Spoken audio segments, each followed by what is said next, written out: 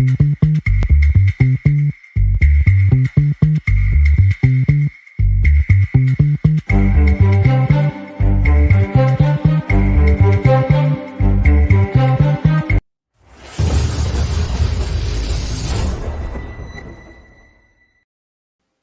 to Bears Country Podcast. This is a special pregame show on a Monday night before the Bears play the Patriots. I was getting a little worried there about Bailey Zappi. I don't know about you guys, but it looks like Mac Jones is going to be playing tonight, so I don't know if I should be worried about that either. But we're going to get into that in just a moment. We are down Dan Aguire tonight because he's going to be watching the game. He's not ready for the show. And we have a special guest with us, Mr. Podfather himself, Mr. Aldo Gandia, is going to be joining us. And we have Cliff with the Cliff Notes, kind of the pre-Cliff Notes for this Patriots game. Because we're done talking about the Commanders. Let's talk about this Patriots game. Kitty, let's kick this off.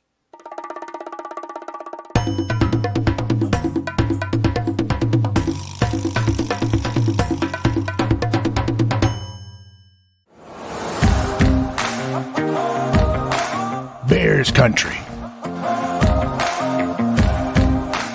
Where is it? It's in your man cave. Your home. Your car. Your local bar. Your city. State. It's across the world.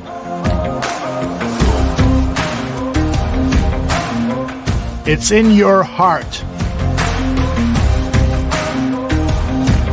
And it's here. The Bears Country Podcast.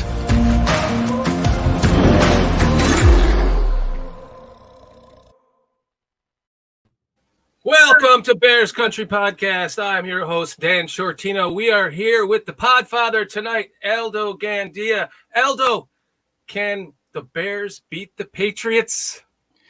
The Bears can beat the Patriots. And by the way, before I expound on that, I'd like to say thank you for the invitation. And what a great open to this show. Holy cow. And I'm not talking about the video open. I'm talking about your open, buddy.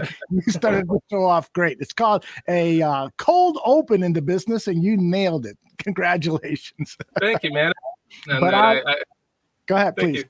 No, I've seen other podcasters do it, and I kind of liked it. So I kind of tried to pick it up and just see what happens. I'm glad you liked it. Thank you. Yeah, excellent. And I do believe the Bears can win this game. Will they win? I'm not betting on them. I will, like Mike North said on his show, and I think we'll have a commercial clip later. He does say take the Bears and the 8 points that a lot of the draft betting services are offering. Now, my biggest concern is Bill Belichick. As much as I hate him, I respect what he does to young quarterbacks.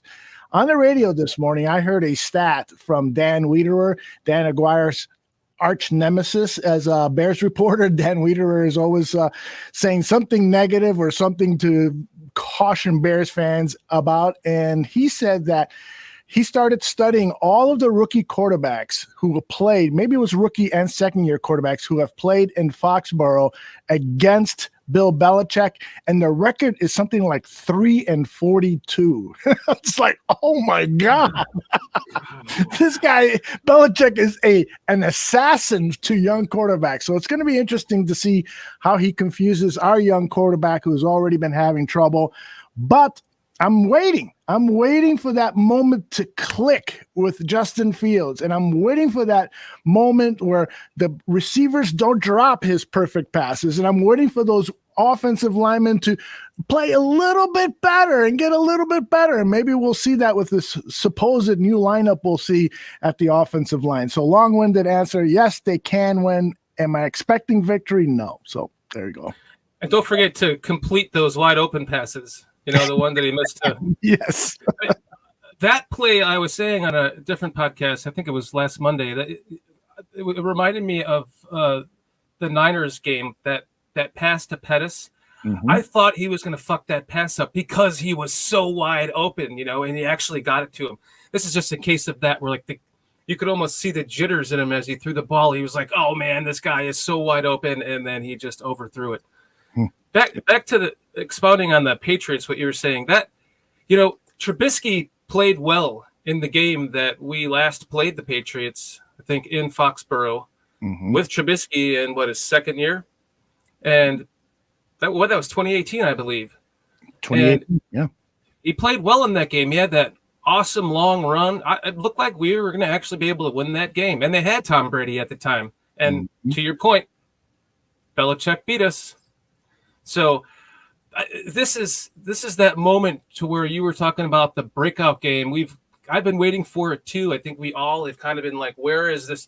We started to feel the momentum building, and we were he almost got that win in the Vikings game. And then, strangely enough, I predicted 28-13 for the Commanders. Bears win, and if they would have scored all of their drives in the red zone, it would have been 28-12. I would have been off by 1 point. So they were moving the ball, and they just couldn't get it done. And we started to feel this momentum building from the Vikings into the Commanders, and then it was building, and then it just went. Every time they got to that goal line, they got in the red zone. I mean, that's just ridiculous. I mean, really. Unbelievable. So I'm hoping that can build going into tonight because, Justin Fields does play well in primetime. Yeah, he played well in the last primetime. They just couldn't finish it. And if they can play that well tonight, and Justin Fields can have that breakout game, please just have the breakout game, please. I heard you guys on Mike North talking about this yesterday morning, and it's true what Mike was saying about Justin Fields, that there is a lot of it that's on him. It's not just all on the team. Right. And when are we going to have that? It has to happen. If it doesn't happen, it's not going to happen, right? And then we're like, this rebuild will officially be called a rebuild. I don't care how Ryan Poles wants to term it. He's been trying to avoid that word. I actually saw a quote from him today as I was doing some research on another project, and Poles said, that rebuild word has certain connotations that's not healthy, and so he termed it as we're in the process of winning now, but rebuilding for tomorrow, which is kind of odd. And I'm paraphrasing, but kind of odd. It's I've complained about the Chicago Bears organization for over a decade now that has been a problem with this team, is that they're trying to win now and they're also rebuilding. And you really do have to make a commitment to one or the other in order to give it 100% chance of success. You cannot, look at the Rams, and now they're paying the price, of course, but they won a Super Bowl last year. And why was that? Because they went all in on winning now. And there are other teams in the NFL who have adopted that approach. And then there are other teams who have slowly started to gather momentum. And after a few years of mediocrity, now you see them contending. And that's a very effective way. That's my preferred way of building a team, because you can then sustain success for a longer period of time. It's not without great pain, as we know, as we're going through right now. It is very, very painful, but I appreciate what he's trying to do. And then when I see people on social media and some of my friends call me and tell me, yeah, but he bypassed this guy in the draft. Oh, but he could have done this and could have done that. Yeah, those could be labeled as mistakes. We'll soon see. I got a gut feeling that these two defensive backs that they drafted in the first round are going to be Pro Bowl caliber guys for many, many years. And I know Kyler Gordon got off to a slow start, but put that in context with the amount of time he missed in preseason, and put that in context with the fact that, this is a new system. And then you look at Brisker and the way that he's playing, he's contending for Defensive Rookie of the Year. There's no doubt about it. So you can't lash out on Ryan Poles for what he did in the first round. And we could debate Velus Jones all night, but if he catches 2-3 touchdown passes tonight, all of a sudden he's going to be, wow, what a great pick.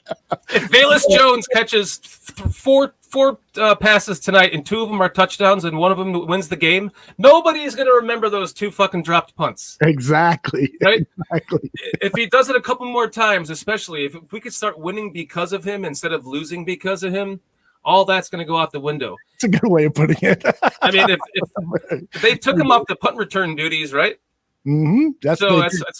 So if they just put him in that receiver spot and just focus on that, get some routes concepts in there that are just designed for him, get the ball in his hands and see what he can do. Get him some yak, see what happens. And that could turn the tides for the kid. I mean, he's got to be feeling like shit now. Oh my goodness. And from all accounts, he's a good guy. He studies hard. He's got a solid mental approach to the game. And so, while I do think you have to take him off of punt return, especially for this game, playing in Gillette Stadium, a hostile environment, Monday Night Football, you want to put that kind of pressure on him.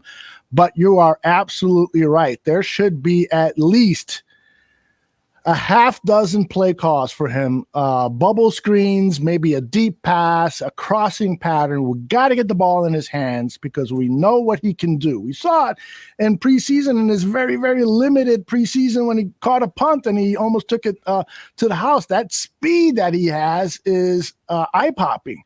So you got to get him involved. It's going to be interesting to see how they use N'Keal Harry, the former Patriots first-round draft pick, who's making his debut with the Bears and playing against his former team. What are your expectations for Harry? You think he's going to see a lot of playing time and that he's going to be given an opportunity to make a big play or two? I think he will be given the opportunity to make a play or two. I just don't think he'll do it. We've talked about this a lot with the Bears and the revenge games, right? It seems like whenever a player leaves the Bears and goes somewhere else and comes and plays against the Bears, he fucking dominates us. And when we get somebody from someone else's team and we play them in that revenge game, they don't do shit. So, I'm not. I guess the approach I'm taking of it is more of the where you hope for. You hope for the opposite so that you get the result you want. I want the Bears to lose. Oh, the Patriots are going to win 45-0. That kind of a thing. Reverse psychology. Yeah. Just reverse psychology, I guess. So I don't know. I'm concerned about them not being able to get the ball into Velus Jones' hand. Yeah. I would like to see that. And him and N'Keal Harry, they could be the 2 turning tides that has been missing from this team. If N'Keal Harry is on that goal line play, last week instead of Mooney, does he catch that ball? I mean, there's a couple of moments where we how many times have we said this? You guys talked about this yesterday morning with Mike North.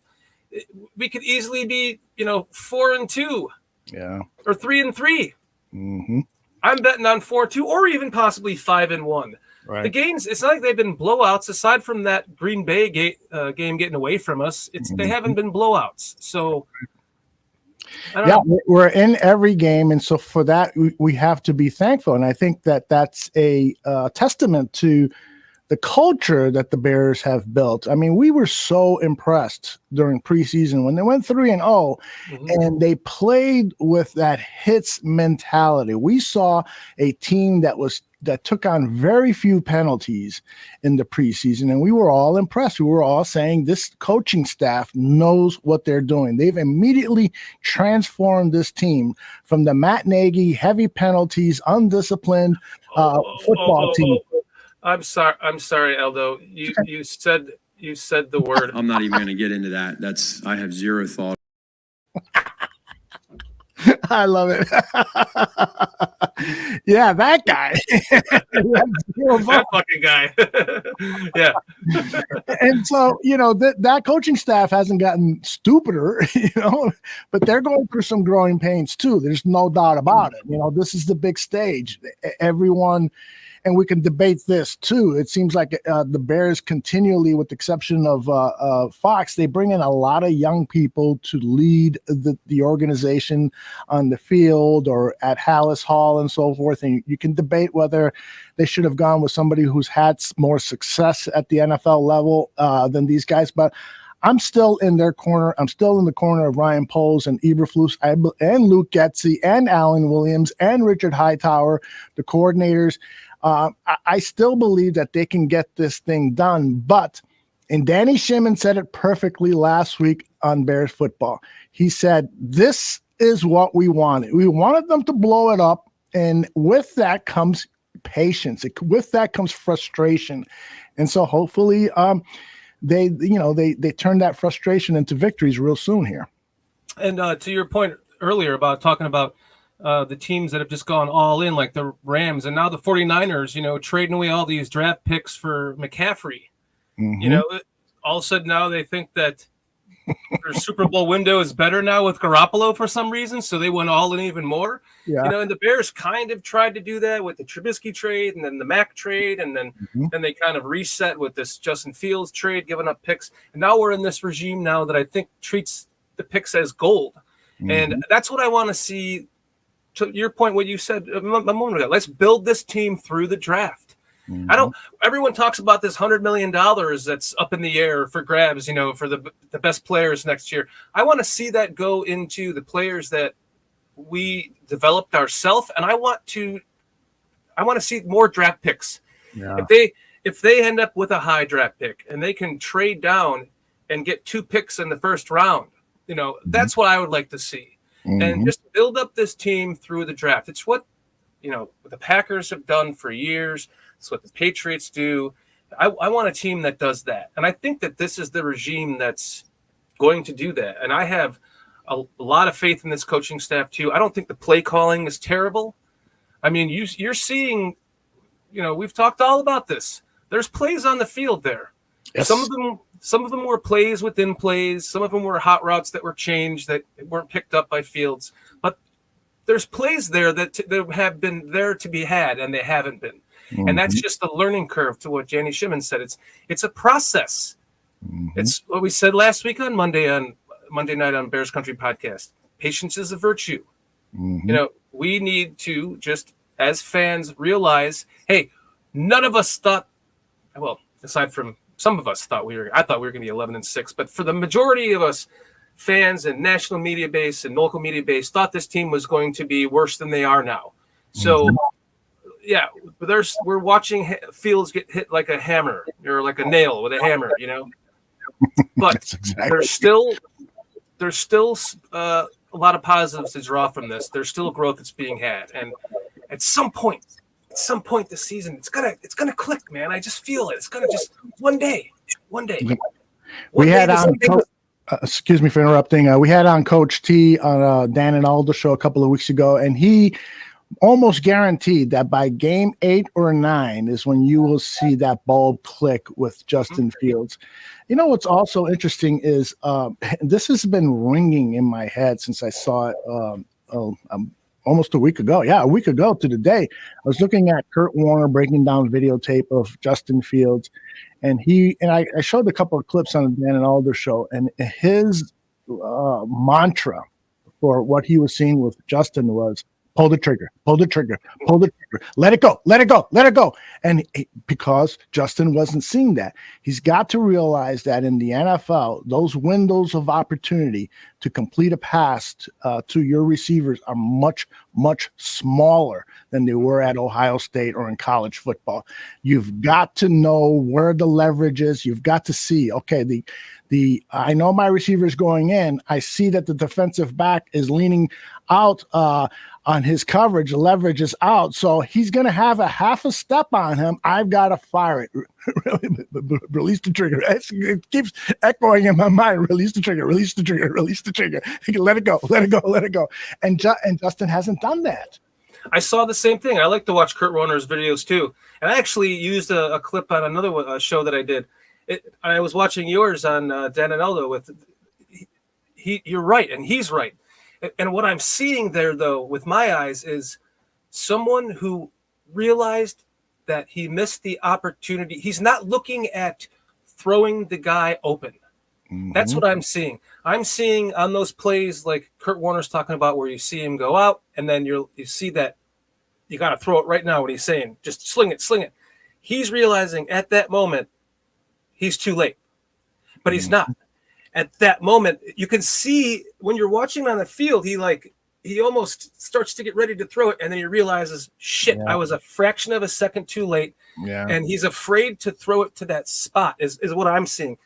It's like he's not seeing the spot that he has to throw it to, and he's thinking that he didn't pull the trigger in time, so he's not going to throw it now. When he just needs to get rid of it at that moment when he first thought of it. Just throw it to the spot. You're not throwing it to the guy. You're throwing it to the spot where the guy is going to run to. And that's what we're not seeing. And I think we're going to start to see more of it. I'm trying to remain positive, for Christ's sake.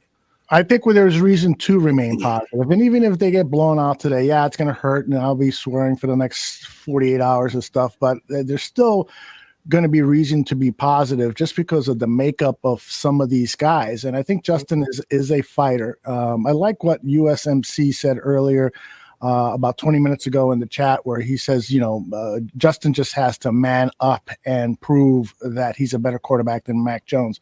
And sometimes it can be just that. It can be your mental approach to the game. It's interesting, and a little bit worrisome that, you saw him doing these breathing exercises. And sometimes when you see a young quarterback doing stuff like that, it tells me that he's worried that he's not performing well, and he's trying to do different things as opposed to relying on things that have made him successful in the past. And so that worries me a little bit. It worries me a little bit that he may not be visualizing. I have found that a lot of athletes have talked about this, and it started when I read Bill Russell's autobiography. I was a kid, and I was reading his autobiography. The one thing I remember from that book is that he would talk about those long bus rides that they would go from Boston to New York or to Detroit or wherever they were playing the next opponent. He spent his time on that bus with his eyes closed and visualizing the game. And so many times what he visualized over and over and over turned out to happen in the game. Grabs a rebound, fires that outlet pass, easy 2 points. And other players from this era are doing the same thing. And so he has got to be visualizing that split second where he's got to release that ball, pull the trigger, just let it go. He's got to visualize that, and then it'll just become like second nature to the guy. And I believe that's going to happen. And hopefully Coach T was wrong. It won't happen game 8 or 9. It'll happen tonight on Monday Night Football. Yes, it will. It's going to happen tonight. Yes. And I love that you said that, because I do that all the time. You really need to sit and visualize something. So let's say you're going to build if you're handy and your wife wants you to build her a little table, you got to sit and think about all the different processes that you have to go through just to build that little table for her. Even though it seems simple, I got to make this cut, I got that cut, and then I can put it all together. It's kind of the same thing. I did this playing sports too. I would visualize and sit and visualize that big game where I was going to, sometimes I would even have a dream the night before. Like I had a dream one time that I was running down the basketball court and I jumped and I dunked the basketball. Yes. And I'm only 6'2", and I felt where it came from in my calf. And I woke up the next morning from that dream. I went into high school. I went in the gym. My hand wasn't big enough to hold on to a basketball, but I grabbed a volleyball and I did it. I ran and I felt the spot that it came from, that the dream kind of gave me, and I saw the visualization of how to do that. It really is important. I love when Bayless Jones said that he visualizes. He hasn't been visualizing that punt return enough. He's got to work on that. But you see, get him in there at receiver and have him visualize being a receiver. That is really truly a key. I'm glad to see that players are doing that more too, because I really believe it helps. Yep. We're rambling on. We should probably bring in Cliff, because I'm sure Cliff has a lot to say. He has a Cliff Notes on the game here too, the pre-Cliff Note for the game tonight. So let's not talk too much and skip some of the stuff he wants to talk about. So, Kitty, let's go ahead and bring in Cliff Victoria.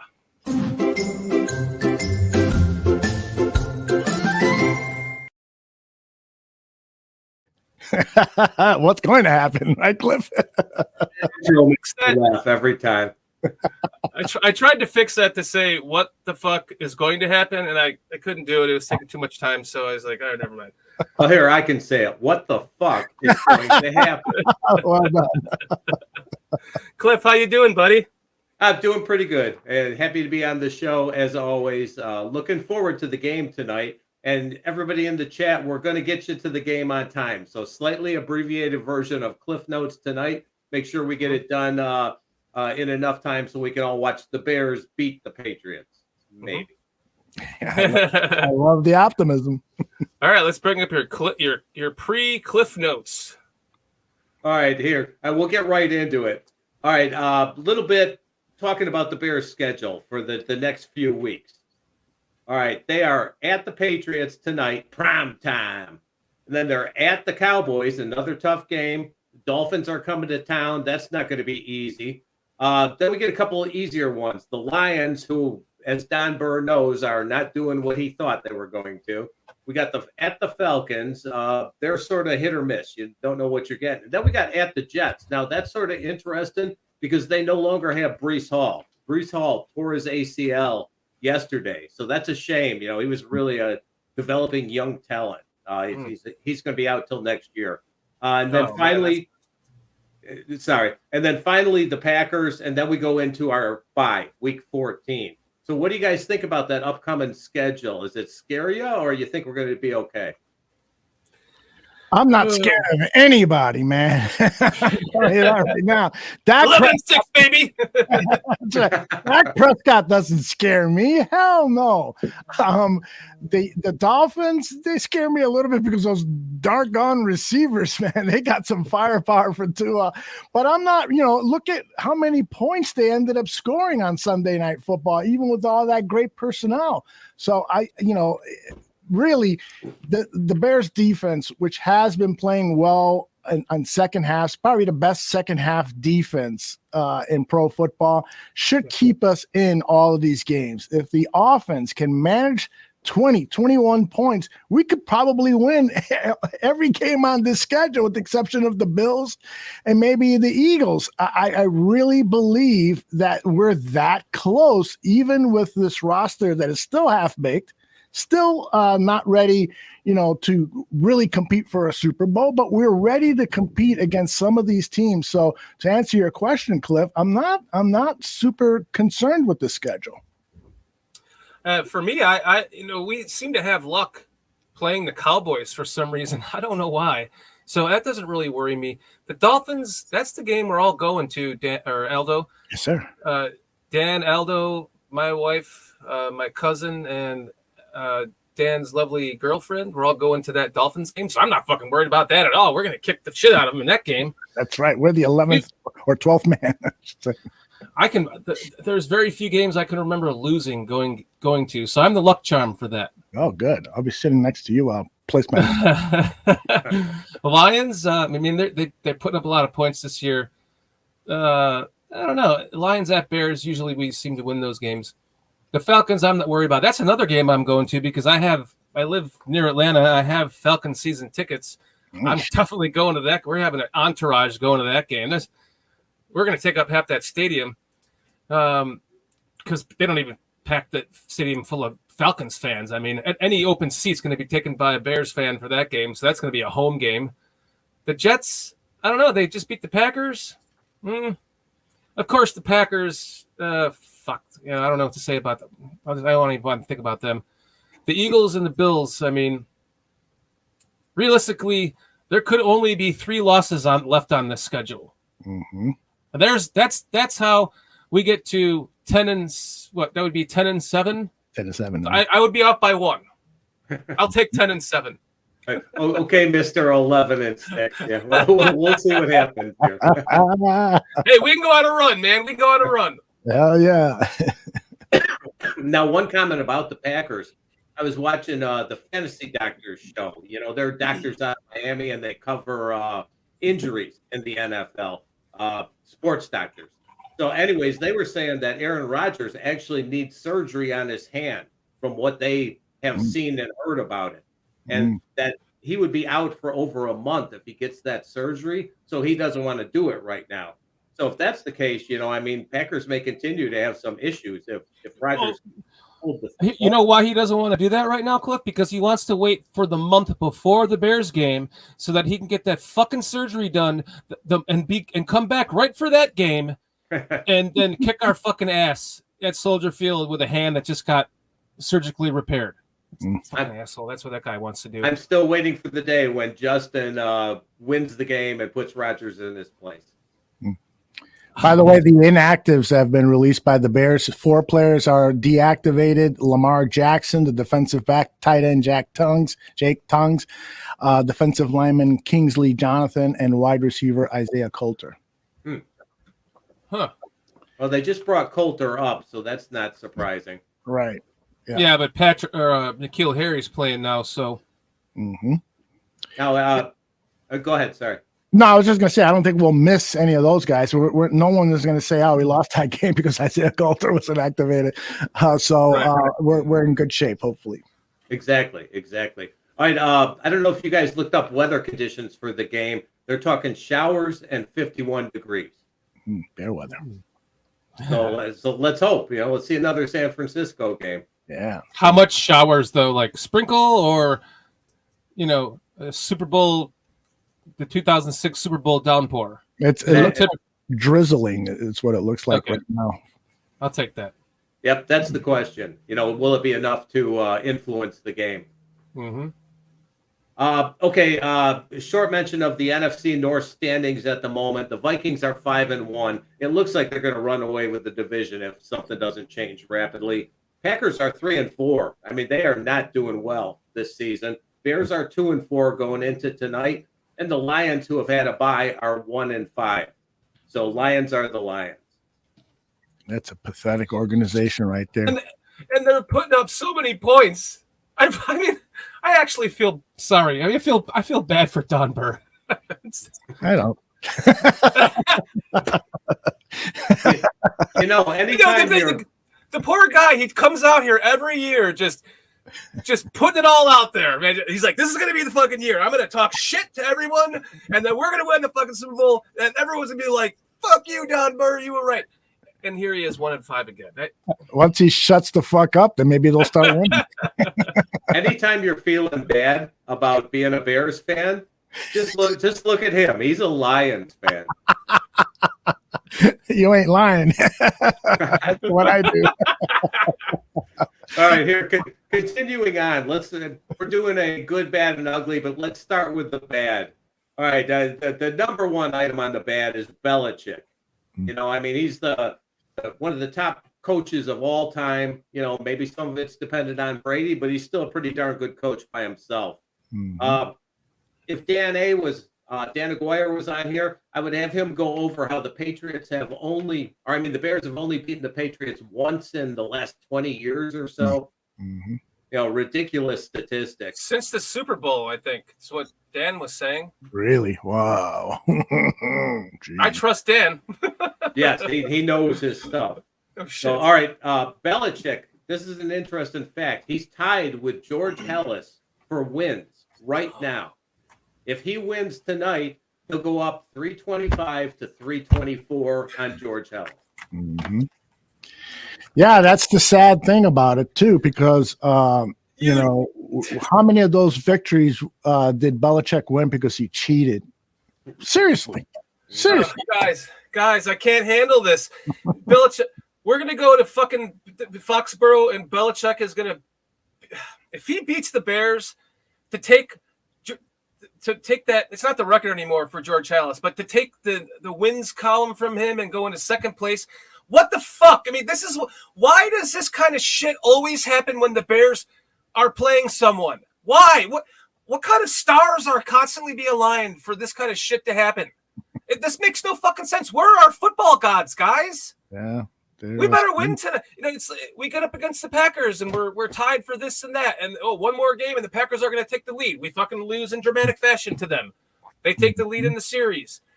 Years ago they took the lead from us in all time. It always comes down to it's that game you end up playing each other, and just ironically, it happens to be against the Bears that he's going to be going for the, to take George Halas's win column from him. Sorry, God, that's just what the hell. This sucks. They better win tonight. What you're saying, Shorty, is we're not just playing Bill Belichick. We're playing a motivated Bill Belichick. We're playing the football gods. We're playing the football gods too, man. Exactly. Do we stand a chance with that shit? All right, let's continue through the bad here. Belichick takes away a team's top options. And what do you guys think is the Bears' top option? On offense, it's the running game for sure, Oh, yeah. Second best running team in the NFL, over 170 yards rushed. And the Patriots' run defense is somewhere in the middle of the league, so they're not great at it. So that's the key thing. How is Bill Belichick going to stop this run game? He'll probably have some success at that. And so what will the Bears do to make up for the lack of run yards? Play action to me seems like it's the number one ingredient. Now, some people say, well, if you're not running the ball well, then play action doesn't work. Actually, the analytics go against that. In fact, there are some analytics that say you don't really even have to run the game, but you do have to try to freeze those linebackers. And if you're not freezing the linebackers, and if you're faking the handoff, the linebackers are so accustomed, the muscle memory, to pausing to see if there's going to be a handoff that they will freeze. So I got to see a lot of play action and a lot of bubble screens to those speedy wide receivers. I think that will help toward what Bill Belichick is going to come up with to stop the run game. Yeah, I think you're right. He's going to be trying to make Justin Fields throw the fucking ball. He's going to make him throw the ball. And when he can't, it's going to break down around him, and he's going to be scrambling for his life. And hopefully he's not being hit on the head with a hammer all game again. That's my fear. Yep. It's got to stop him, and it's not all the offensive line's fault. It's not. Yep, I agree. It's a group. I've watched the All 22. The Kurt Warner videos and so forth. It's definitely a group effort for what they have been failing at so far. Right. Okay. Onto the Patriots QBs. All right. I've been hearing that Mac Jones is going to start. He took the bulk of carries with the first team practice reps. Are you guys thinking that maybe he's still a little bit injured? I think he had an high ankle sprain or something like that. It's only been 3 weeks. So maybe he's not going to be at 100%. Yeah, I'll jump in here. I do think that, a high ankle sprain, he's not going to be 100%. So I would love to see some blitzes come up over in the middle, and so to flush him out of the pocket, try to get him to run and escape the pocket and just put some stress on that ankle. It's interesting that the Bears last week called up the most third down blitzes that they have all season. And when defensive coordinator Alan Williams was asked about that, he says, I'm not telling you we're going to do it more against New England or less. We look at every game and we game plan against the competition, and that dictates what we're going to do on third down, what we're going to do blitzing and so forth. So in my mind, given what little I know about this Patriots offense and the fact that their quarterback is coming off a high ankle sprain, blitz the shit out of him, man. Let's get after him. I'm kind of thinking that what Belichick is doing here is fucking with us. He's putting in Mac Jones to practice all week, right? And then he's going to come out last minute and just start Bailey Zappi. And then my fear is the kid's going to come out and just, again, that's what these young quarterbacks love to do when they play the Bears, especially on a team such as this, just come in and light us up for no unforeseen reason. Like, it happens all the time. I mean, how many times have we got our ass kicked to Blake Rockawire, or whatever the hell his name is? Players like that. It's just like, why are we losing to this guy like this? Uh-huh. To me, I wouldn't be surprised at all if all of a sudden, Bailey Zappi's playing. Well, the Bears had better check the inflation on the footballs, and they better keep those note cards in front of their mouths, because Belichick has lip readers on his side. Oh, and they better be looking out for like spy cameras. Mm-hmm. Yeah. So, okay, moving on. We laugh at that, but really, it's true. You've got to take these precautions against that cheat. But please go ahead, Cliff. Sure. Well, I'm just trying to keep it moving so that we can, get it done on time tonight. Sure. Okay, Ramondre and Harris, they're a very good running back combo. I mean, I don't think they're quite as good as the Bears running back combo, but they are right up there with them. Can the Bears stop the run? What do you think, Shorty? I don't know. I mean, they've had that's one of their weaknesses. They're actually surprisingly really good against the pass.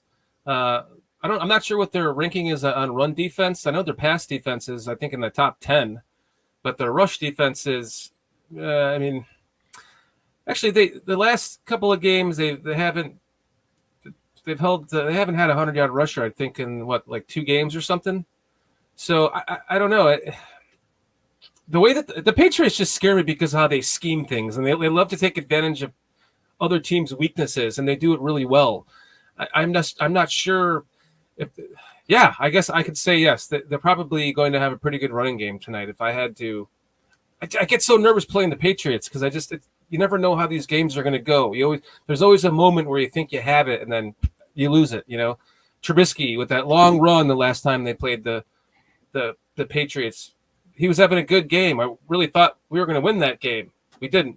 You go back to, Tom Brady fucking breaking Urlacher's ankles like he's fucking Allen Iverson or something. Exactly. Yeah. And then running for like 40 yards, Tom Brady of all people. Like, where the hell did that come from? These are just there's a lot of teams this season that are just like the Texans. Those are always weird games to me. The Giants are always weird games to me. And the Patriots are always weird games. And so far, the first 2 have proven to be correct. So I just think this is going to be some weird game that I could easily see them just run. It's like you were talking about with Mike North, Aldo, where they pass the ball 3 times and kick our ass with 280 yards rushing. I want that to be the other way around. Me too. Let's just pass 3 times and run the ball down their throats. I was watching with Mike North, and I was thinking this is so funny because last night I was just talking to Kitty, and we were talking about running the ball and how when you run the ball, it doesn't stop the clock, and how if you have an incomplete pass, it stops the clock. And I said, realistically, if you could just have one team that ran the ball the entire game, never passed it, and they got a first down every single time, and they scored, and then the other team went 3 and out, and then you got the ball back and you ran it, and you had 500 yards rushing, let's say, or 400 yards rushing, the game would be over in 60, 70 minutes? That's right. Quickly. She was like, what, really? So, and then you're talking about that with Mike North. It's like, oh, yeah, if they could really just pound the ball this entire game. At the beginning of the season, we're all bitching and complaining. That's all they did was run the ball. It's like, but they're doing it well. Why are you complaining? 281 yards rushing again tonight, or surpass our, what we had since '84 again. I'd be happy with that. Heck yeah, and just my quick thoughts on that. I always fear a man named Damien. That's worrisome to me. But a guy named Ramona Stevenson, that doesn't. Oh, it's Ramondre. Now the Bears are going to have their hands full with this run game, but they got to eventually get better at it. And and when you listen to the coordinators and coaches talk, it's all about doing the basics. It's all about gap integrity. It's all about wrapping up and tackling and so forth. And eventually, this team will get there, unless injury attrition, forces us to put second and third stringers in there. But I got to believe that this run defense it's going to start clicking here real soon. And tonight would be a fantastic night for that. I do too. Right. Okay, just a couple more lines before I think we have a message coming up from our wonderful sponsor. Okay, left tackle Trent Brown. We got to watch out for him on the Patriots because he opens holes. So I don't know who the Bears are going to have on that side, but they definitely need to pay attention to that. Yeah. Yeah, it's Quinn, who, by the way, needs a big game. I heard a couple of guys on the radio today say, yeah, I hope Quinn has 2 sacks today and then all of a sudden becomes big-time trade bait. But regardless of whether he's going to be trade bait or not, Quinn having a big game tonight would be outstanding for the Bears' chances to win this game. That would be amazing. Really, I mean, it's this. He's kind of doing what we all feared, going from an 18.5 sack season down to 1 after 6 games. Yeah. And here he is doing it again, and it's kind of like we all kind of saw this coming. Let's just get some sacks, and maybe we can get something out of him, like you said, Aldo. Mm-hmm. But Cliff, before we get to the good, unless you want to do the, you're doing this completely out of order. Which is cool. I apologize for that. You sent me your screenshot you sent me was the bad, the good, and the ugly, and I thought, well, that's out of order, so I put it in the right order, and you're like, well, that's good. So I was the one that fucked that up. I gotta say, I use that cliche all the time, and I mess with it. Sometimes I start with the good, sometimes I start with the ugly. It all depends. You'll see it again. Well, before we get to the good, let's take a pause for station identification.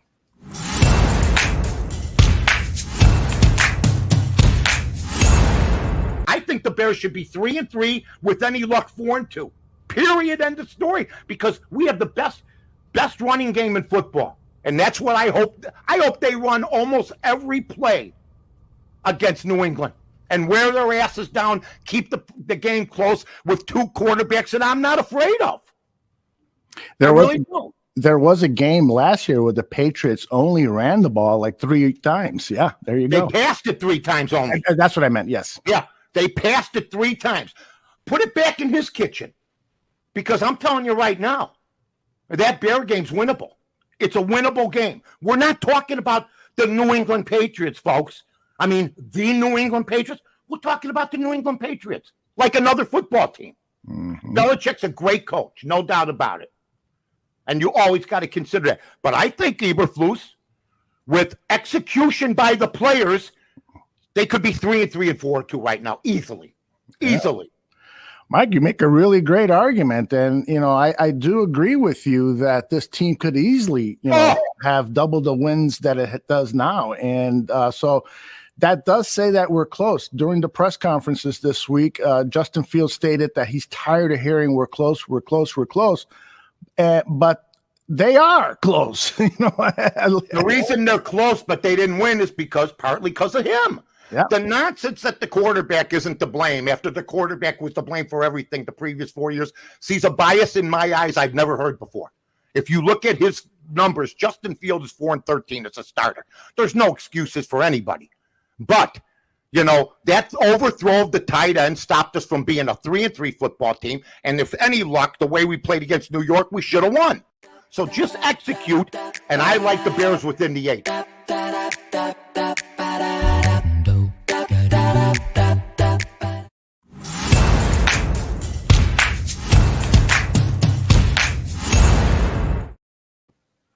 By the way, I love your new opener to that show. Thank you.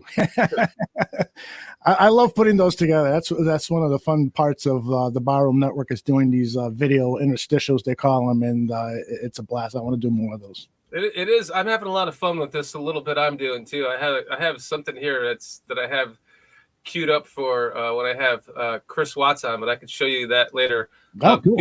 Before we get into the good, I just want to take Aldo, you to take a moment to kind of plug what's going on what is it, November 4th, 5th? Yes, Saturday, November 4th, as Dan mentioned earlier, a lot of barroom show hosts are going to be in town, and so we're actually having a get-together for all of these show hosts. We're meeting at a place called King's Entertainment in Rosemont, Illinois. And from 12 to 2, it's just going to be us. We're going to have some laughs, talk about the network, play some bowling and so forth. And then from 2 to 4, we're opening it up to the Barflies. Come and join us, interact with all of the show hosts who will be there. Mike North is going to be there, but I'm not sure if he's going to be able to stick around for the 2 o'clock portion when the Barflies are there. So more information on that. But Saturday, November 4th at 2 p.m., all you Barflies who are interested in meeting Mr. Shorty and meeting Dan Aguire and meeting John Buffone and meeting so many of the other barroom show hosts, I'll be there too. So mark that on your calendar, and I'll get all the information out to you via social media in our upcoming shows. That sounds like a lot of fun, Aldo. I'm looking forward to it. We'll be in town. I don't know if Kitty's going to be able to make it. We have our dogs, and it's just really hard because I might be going now to the Smashing Pumpkins concert. You're not going, right, with Dan? It doesn't look like I am, though. Yeah, so I already put my 2 tickets up for sale, so if they sell, then I'll probably just go with Dan. So it'll probably just be me there, But that'll be so cool to meet Mike North and everyone else from the Barroom Network, and to meet you in person for the first time too. That'll be awesome, Aldo. So thank you for that. Thank you. You guys are making me think about it. Come on, Cliff. I have a complicated closing that week, early that week, so it's not a smart thing to do, but you're making me think about it. Sometimes you get a ticket to the game. So, all right, let's move on to the good now. This is the fun part. All right, we've got Lucas back at center. How happy are you guys that Aldo, what do you think? How happy are you?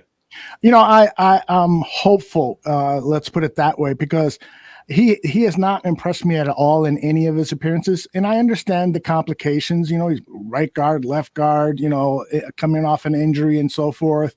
And I frankly didn't evaluate the tape when he was in Green Bay well enough to tell you, he's going to be fine. Greg Gabriel, who is a former scouting director for the Chicago Bears, he's positive that Lucas is going to be a big upgrade at center over Sam Mustipher. Insert your own joke now.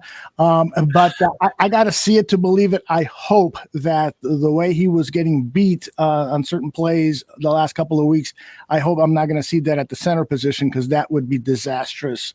But so I'm hopeful. Yeah, if he ends up not being an upgrade over Mustipher, we're fucked. Because they signed him to this contract. I mean, they're expecting him to perform for what, the next 3 years? Actually, a 2-year deal, I believe. Yeah. Okay. If he sucks at center, and he's not, if he's the same as Mustipher, if he's not even an upgrade, then what? So who are they putting at left guard then? Schofield. Looks like it's going to be Schofield. And that's not good. I mean, let's be real, guys. This guy in the preseason, when we saw him, he was getting beat left and right. And he was actually cut. Let's remember, he was cut from the Chicago Bears when they acquired Alex Leatherwood. And then when Leatherwood got hurt, they re-signed Stevenson. So it's, to me, none of that sounds good.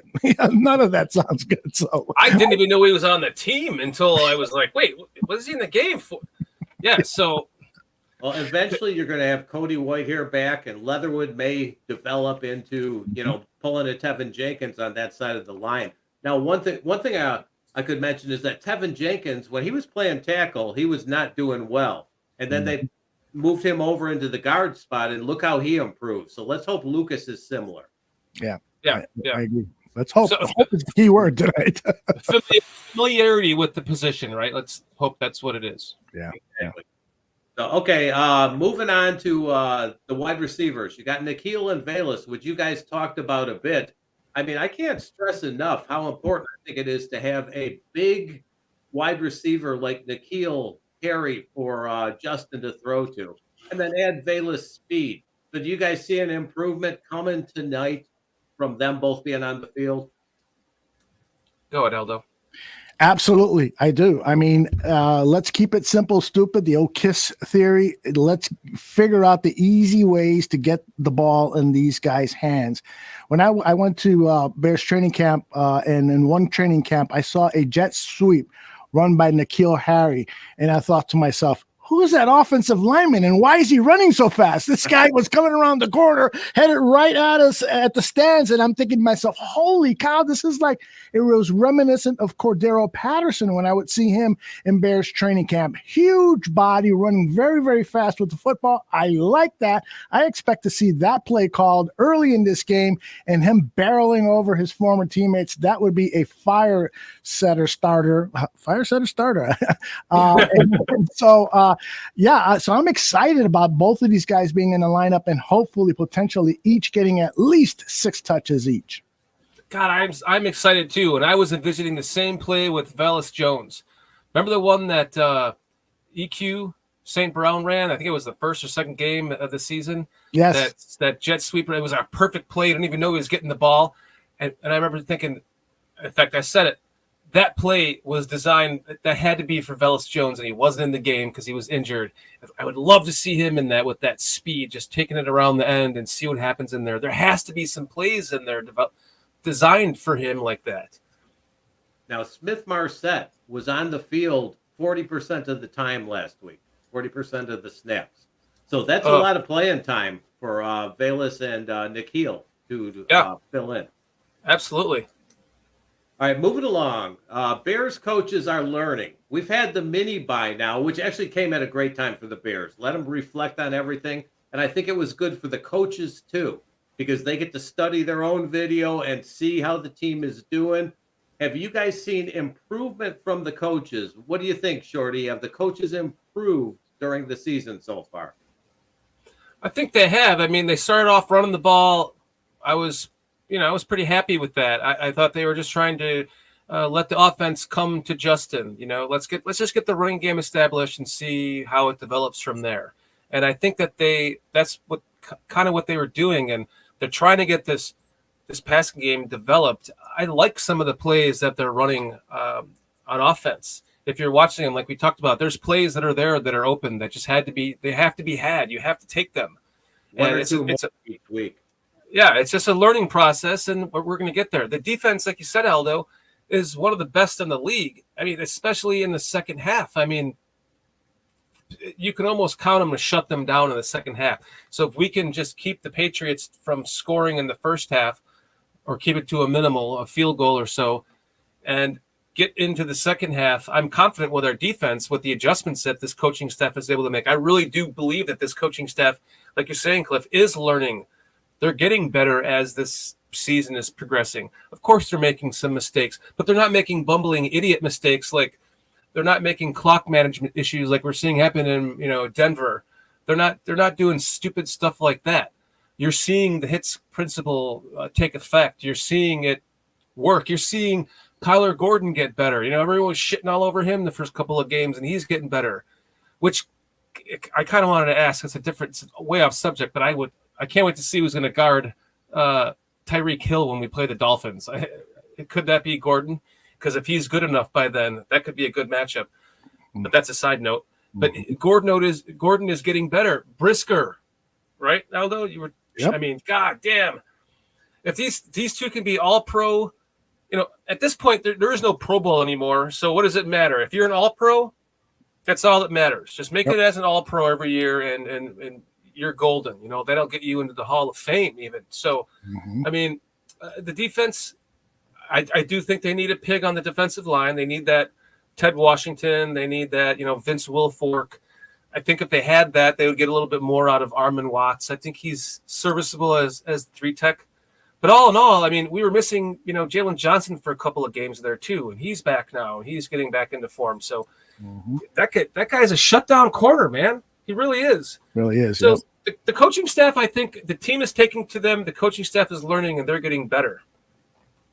Cliff, I think that this, of all those great points you've got on your Cliff Notes, this one to me is the most intriguing because I do see these coaches developing. But one huge test is going to be tonight against Bill Belichick. You know what happens every week? Coaches get more and more tape to study on what tendencies are, what, and cheat from. And cheat from, right? And what a team does poorly, what they do well, and so forth. And Bill Belichick is the best at breaking down tape. I mean, the guy, apparently he goes to the shitter and he's looking at tape and surveillance video and all this stuff. Don't touch his iPad. don't do it, please. So this is a huge test. One of the things that we've seen from defensive coordinator Alan Williams was the exotic schemes he's calling up. Somebody, I should actually attribute this to the person who said it. Now I'm forgetting who it was, but he was saying this guy on talk radio was saying that on first and second down, it was Matt Bowen, who used to be with the Chicago Bears and is now an analyst at ESPN. He was saying on first and second down, the Bears defense was calling pretty much straight type defenses, nothing exotic and so forth, but it was on third down where they were confusing the shit out of the Commanders quarterback, and that he has seen a progression every week in the scheme use by Alan Williams and some really interesting things.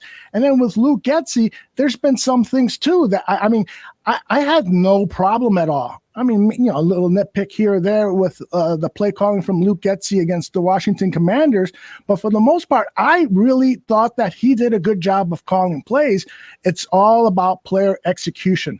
I think that these coaches are learning, but I think it cannot stop because the league's coaches are so good at breaking down tape and anticipating trends and so forth. So it's going to be a great test tonight for these coaching staff. Mm-hmm. I was just going to say that exact phrase. Tonight they're going to be tested against one of the best. Let's see what they can do with it. Mm-hmm. Good stuff. All right. We are on to the ugly. All right. You guys have mentioned one or two of these points already in the show, but Justin running for his life. He needs better protection from the offensive line. I am hopeful that shifting the players around now, getting Lucas back at center does do some good.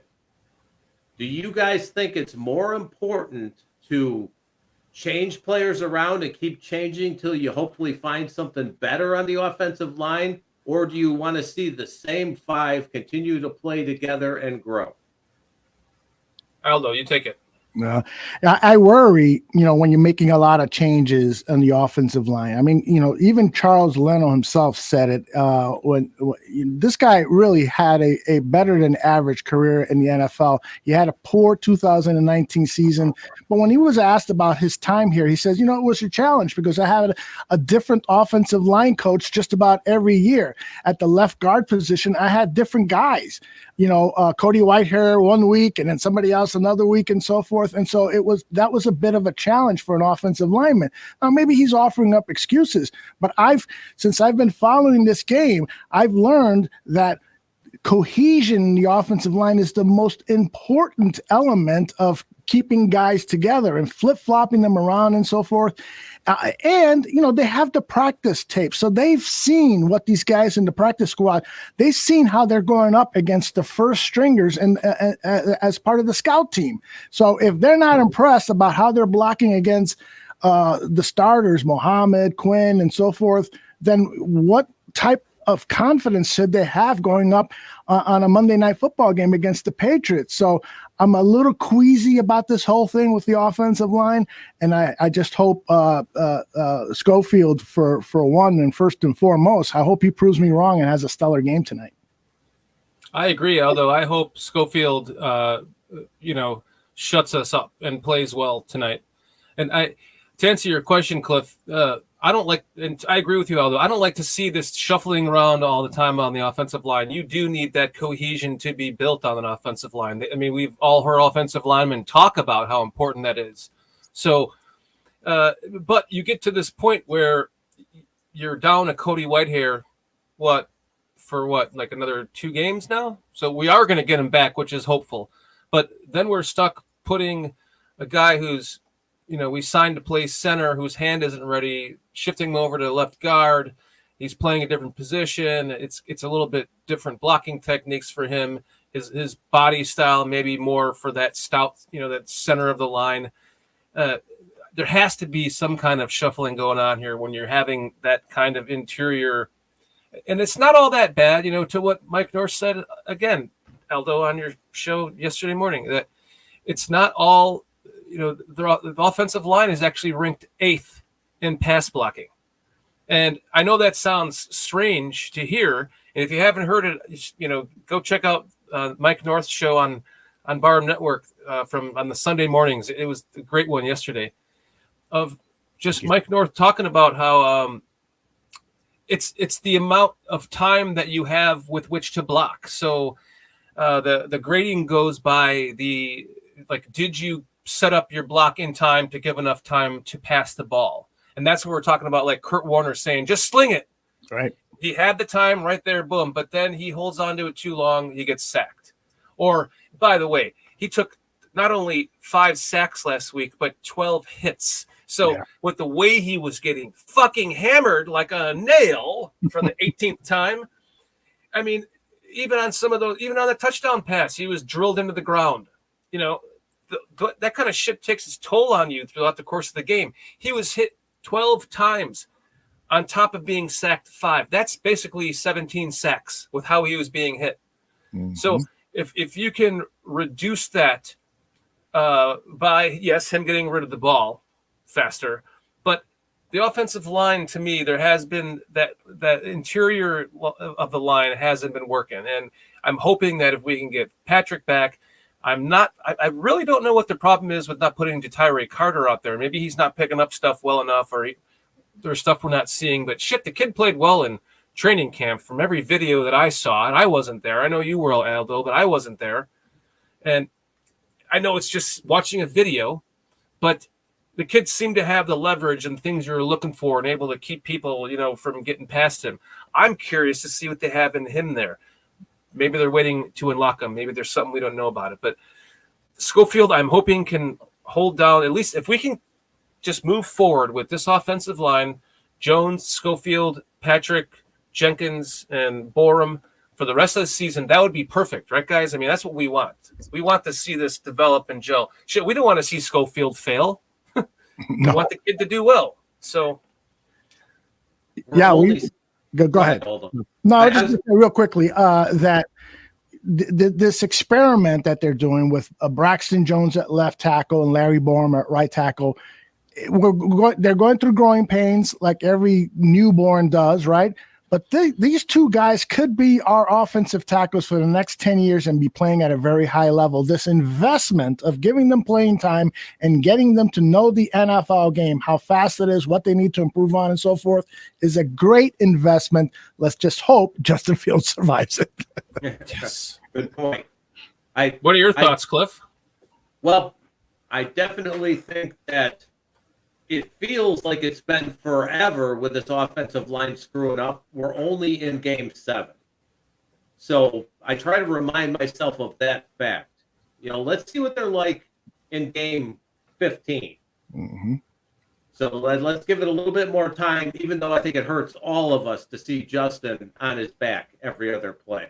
And again, as you guys have both mentioned, Justin Fields needs to throw that ball and trust himself and trust his wide receivers. Obviously, he's not trusting the receivers to be where they're supposed to be. Yeah. And that makes me wonder, is it the receivers actually not being there, or is it Justin just not pulling the trigger? Yeah, I think it's a little bit of both. There's all sorts of different factors. Eberflus answers that question almost every press conference. It's not just the quarterback. It's just not the offensive lineman. It's, when it comes to pass blocking, it's also has to do with the tight end, the running backs. There's so many different factors involved. And so many times we're quick to just point the finger at the offensive line, and when that's not really the entire story. Everything needs to work. Greg Gabriel said in our recent show, everything needs to work together in order for you to have an outstanding football team, and that's not an easy thing that happens in the NFL. Particularly now, we're seeing a lot of mediocrity. We're seeing a lot of parity. And so for whatever reason that is, the Bears are just one of those teams. How many elite teams are there in the NFL right now? 3, 4? Outside of that, anybody can beat anybody on any given Sunday or Monday night. Mm-hmm. Correct. And the Patriots are not one of those elite 3 or 4, so there is a chance for the Bears here. But their coaching is that's the scary part. That is the scary part. Now, one question I just thought of as looking at the end of the Cliff Notes here is, what do you guys, Aldo, maybe you could start this one. What do you consider the most important factor for the Bears to win tonight? Ooh. I hate to say this, but it really applies to just about every game when I'm asked that question. It's the battle at the line of scrimmage. The offensive line winning that battle and the defensive line winning their battle. You start there. Your chances of winning, I don't care who the opponent is, your chances of winning, if you win that battle at the line of scrimmage, your chances of winning shoot up dramatically. And so that's what I'm hoping to see. Of course, I could say, Justin Fields, letting go of the ball and play action and some of these other things. But it's the O-line and D-line guys. It truly is the offensive and defensive line. I mean, it starts in the trenches. It's been said for years. It's the motto of the NFL. It starts in the trenches. If you don't have the trenches, you have a sacked quarterback. And so this game, what has to happen in this game for me is they have to keep their penalties down. Just keep the penalties to like 3 or less. That'll be a good key to winning this game. Another part would be turnovers. Create turnovers. Get at least 2 turnovers in this game and keep your penalties down to 3 or less. I think this game is winnable if you can do that. And the second thing to that would be, just to add to that, I would like to see some more of that rip it and zip it from Fields. I want to see a little bit less hesitation. I want to see that receiver right in the spot where he thinks he's going to be, in that timing to be perfect, and for it to just happen. There's another thing that, none of us are taking into account on this. The kid has been training on his footwork and his throwing motion from day one of this training camp. Is there a possibility that any of that is going on in his head still? He's thinking about that? It's a great point. I have to try not to do this. Oh shit, I have to go like this instead of go like this. Yep. And so then you're going like, shit, I was about to do this. Well, I should have just done that, and now I fucked up and I missed that window. Who knows what's going on? Football is just as much of a mind game as any sport, So yep. I think that I don't know. I hope they win tonight. It makes me wonder how important it actually is to get your right foot back for that first step rather than your left foot. Mm-hmm. I know that Rodgers and Brady do that, so everybody does that now. But is it really a critical part of quarterback development to do that? Or is it just something that some of the greats do it, so everybody should? But if you've been doing your entire life with your right foot forward, so that you're going 1, 2, 3, 4, or 1, 2, 3, 1, 2, 3, 5, or into the 7, your drop is different, right? And so when you're starting out with your left foot and you're dropping 3 or 5 or 7, it's all designed for you to throw on the 3. 1, 2, 3, throw. 1, 2, 3, 4, 5, throw. 7, throw. And that's what he's not doing, right? Maybe that's because his brain it's like he's being taught to write left-handed now, like, oh, I have to think about this for a second before I'm doing it. And that's where I was hoping that eventually this would all start to pay off, and we get into game 7, game 8, and then boom, 375 yards and 4 touchdowns. Yeah. Player of the week, player of the month. If the Bears get their ass kicked tonight, this is going to be me, Aldo. This is going to be my version of you. Oh, I fucked it up. Hold on, let me try it again. That's great, Shorty. Look at Aldo with all that. Where's your hair, Aldo? Do you still have that gorgeous hair? There you go. Look at that.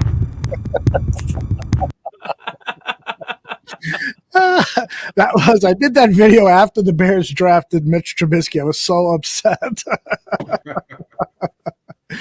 That is a reason to drink. And hey, I gotta mention one last thing with the foot. I have to ask you, were you really drinking there, or was that just like apple juice? I did one shot, and then after that, it was apple juice, and then just using the same shot over and over again. Now, yeah, I guess you'd be like, you'd be on the floor, yes. Which I have been in the past. Now, one last thing with the footsteps. I used to bowl in leagues, and for a while, I tried to add a step to my approach, which meant using the other foot. Right. Mm-hmm. It messed me up big time. Yeah. So, I can imagine how much it does for these NFL quarterbacks like Justin. Absolutely, it has to. I mean, and it's not going to take 6 games to break that out when you've been doing it since high school, right? So, or even younger.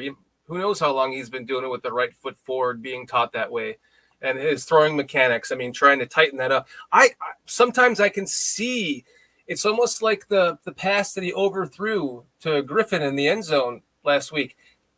I almost saw him have that hesitation in his throwing mechanic, like, oh, I need to just do this, yes, rather than this. And then instead of coming all the way back and firing that arc up into his hands, he just kind of went like this, and the ball just oversailed him. So, I mean, hopefully these are the things that we're talking about that are just minuscule, that are being worked out in real time. and we're going to see the results just pan out with a win starting tonight. Guys, I had in case you didn't know, I know it looks a little nasty, but that's my Portillo's Italian beef that I had tonight for dinner. Nice. And I know that all that is all of the delicious juice being soaked up into that bread. Oh my God. That's my lucky Italian beef for the game that I had from Portillo's. And I'm in Georgia. I didn't get it in Georgia. But if you do come up for the game, Cliff, and you drive up, there's one right off the expressway. Yep. I've been to a couple of them around Tampa. Yeah, that's what the one there. Yeah. Yeah, it's right in Brandon. You just get right off 75, go down like a mile and a half, pick up your Portillo's, get back on. Just don't do it during rush hour because it literally takes you about half an hour to get there. I don't know but there's a back road. If If you keep going north and go down to Martin Luther King Jr. Boulevard and get off there, you can backtrack behind the back road and get right in there. I'll keep that in mind. And normally you'd be making me really hungry with a Portillo's beef sandwich, but I made some pork carnitas braised in lard. So, I'll be happy with that. That sounds absolutely amazing. Braised in lard. That's what Alfalfa used to use to keep his little spike up on his hair was lard. Remember that? Good one. Remember as a kid, I was like, what is he doing that for? I haven't cooked. My family used to cook with lard a lot when we were kids, and the food tasted so much better back then. Yeah. We talked to some of the Southerners down here. They talk about how his mom used to. This older guy, his mom used, they used to save all their beef fat and pork fat, and they would render it, and they would use all that. And he said that like the biscuits, because I'm like, I never liked biscuits. They're too dry and just crumbly, and they're not. He's like, no, you have to make them with the rendered fat, like my mom used to do. The ones that kill you, those are the good ones. That's what somebody in the chat room said. So Ravi said, or somebody said that they went to Maxwell Street here in Chicago, and they almost got a heart attack there.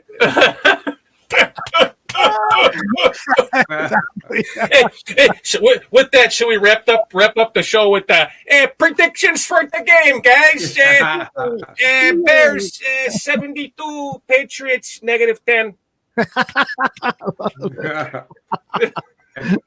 That's actually the point we're at with the Cliff Notes. The last thing we got to cover is what are our predictions for the score?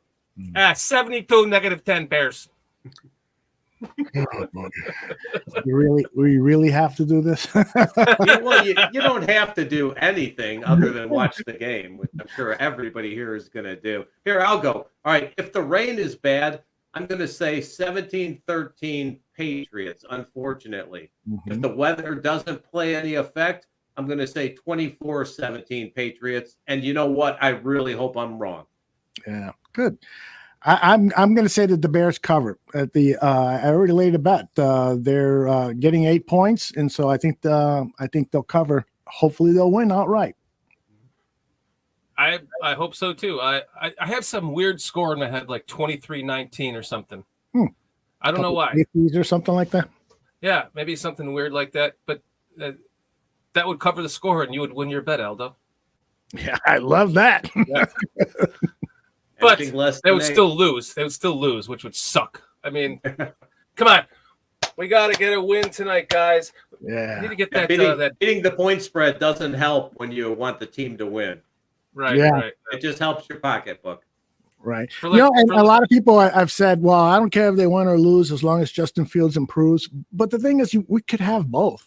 We could have Justin Fields have a great game, which will usually lead to a victory, especially if the defense continues to play at the rate that they have, keeping us in games. So let's hope that, when tonight is over, we go to bed and we've got a smile on our faces. But by the way, remember against the Steelers last year, we all thought this is the game. Justin Fields has turned the corner. He looked fantastic.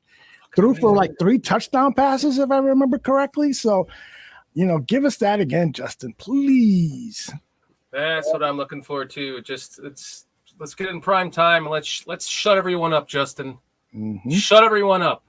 Let's the whole Bears team shut everyone up. Win it for George Ellis. Mm-hmm. Yeah. See, Chips is a real diehard Bears fan. He says, let's just hope we don't get blown away on national TV. He's gone through the heartache just like we have. I think we all know this is going to be a difficult game. So Yes. let's hope that they pull this one out and we see some good things. Yeah. I hope you're right, Foster Covers, with your 24-17 prediction. I hope you're right. Yeah. A lot of predictions in the Bears' favor in the chat room. Good stuff. That's good to hear. I'm reverse psychology. 45-0 Patriots. Well, you're probably going to hit the off button on me right now, Dan, but I actually took the New England defense. I picked them up off waivers to use tonight. That's it. It's just you and I, Aldo. Yeah. We're done with that guy. Again. Fuck that guy. Hey, you got to win your fantasy game. It doesn't matter who you pick. You got real money on the line there, buddy. Actually, I'm so far ahead that it's a foregone conclusion. So if the Bears want to score 100 points, I'm perfectly happy with it. Oh, even better. Perfect. That's what I call a win-win. Yes. Well, I think that's a wrap for the show, guys. Want to get out here and let's get some pregame in before some game time pregame on the television before we start this game. We hope you all enjoyed the game. Thank you so much for joining us on this very special pregame episode with our Podfather Aldo Gandia. Aldo, it's been wonderful to be on the show with you. I really enjoyed it. Likewise, and I'm so glad that you're getting back to some type of normalcy after that terrible storm down there. Absolutely. Me too, buddy. And we'll see you for the Bears game in November, right? Hey, you're making me think about it. I'm serious. Seriously, do it. Gotta do it. Live recklessly. let me see how the closing is going. Because of course I got to put my customers first ahead of funds. But I am very tempted to come up and meet you guys in person. That'd be great to meet you in person. I would have thought it would happen in Florida by now, but the hurricane fucked that up. So we were talking about getting together for dinner one night, but that was just too hard with all that. In the future, we'll do. Yeah, sure. By the way, J2K asked about, is there an after show? And indeed there is. And Mr. Shorty has been invited for the after the game show. Dan Aguire has been invited. Danny Shimon and Tyler Ellis will be there. John Buffone, unfortunately, cannot be there for tonight's Bear Football after game show, but we will have one for you, and hopefully we'll be a bunch of happy guys talking about a great victory. Oh, God. I'll be in the chat on that one. Awesome, Cliff. You and I both. Yeah, I hope we're talking about a win. Boy, oh boy, I hope we are. Can you imagine Dan Aguire if we get blown out on national TV? Yeah. It'll be so miserable. It'll be sad. We're not on the Bear football. Do they swear? Oh yeah. Well, okay. Generally with John, no. But since John's not on today, because he's got some kind of a government job, and so he's got to be careful with that. But since he's not on today, we'll be fucking swearing. Well, I just wanted to make sure I honored, whatever. If John doesn't like swearing on it, but if they lose, it's going to be a rant. Fucking A. I'll tell you that much. You can always swear using different words. Mm-hmm. Sure. Yeah. Hooch will be on tomorrow, J2K, on the Dan and Aldo show. We got to let him get some rest because I think he won so much money this weekend with his bets. He's still busy counting it. It's weighing on him on his bed. He's being weighed down. He's just throwing money on himself, and That's right. He can't get out of bed from it. That's right. If you want to win money, if you want to win money at betting, that's the way to do it. Hook up with someone like Tooch, and let them do the thinking, and just put the money down. Yep. Mm-hmm. Or Tooch is maybe making another porno movie tonight. I don't know. Oh yeah. Well, somebody has to take over that bigger dick role from Nick Foles.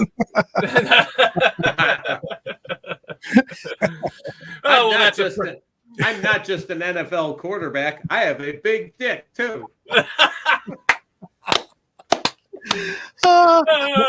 By the way, one last thing. Poor Nick Foles, right? Their starting quarterback at Indianapolis is out for the season, basically. And so what happens to the backup quarterback, Nick Foles? He's now the backup quarterback to Sam Ehlinger. Born to be a backup.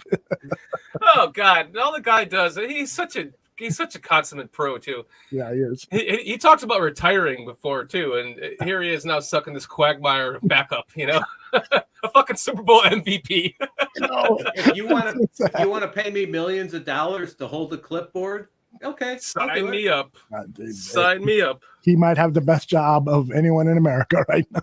Any backup or kicker, right? Yeah, really. You don't get injured on the sidelines. No, you don't. He's going to be a coach someday, so he should be. Notes. Yeah, you can always tell. Yeah, yep. You can tell those coaches. Yep, he's a good guy.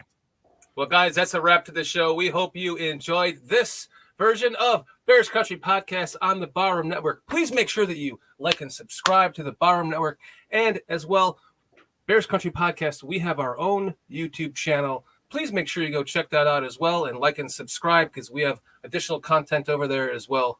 Cliff, we love you. Aldo, our Podfather, what is that? This is Dexter from the Showtime series. Oh, nice. Yeah, he's got a little knife ready for any Patriots fan. Nice.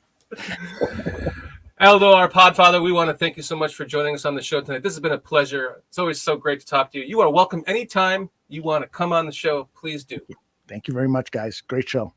Well, Are you after my job? It can't. Aldo notes don't work, Cliff. No, trust me. You should see my notes. I can't even read them. All right, we'll check you guys out next Monday night on the Barroom Network. Check us out on Bears Country Podcast. We have more on there for Bears content for you guys to watch. We love you guys. We love everyone in chat. Let's go, Bears. Let's kick some ass. Ready? Bears breakdown on 3. Ready? 1, 2, 3. Bears!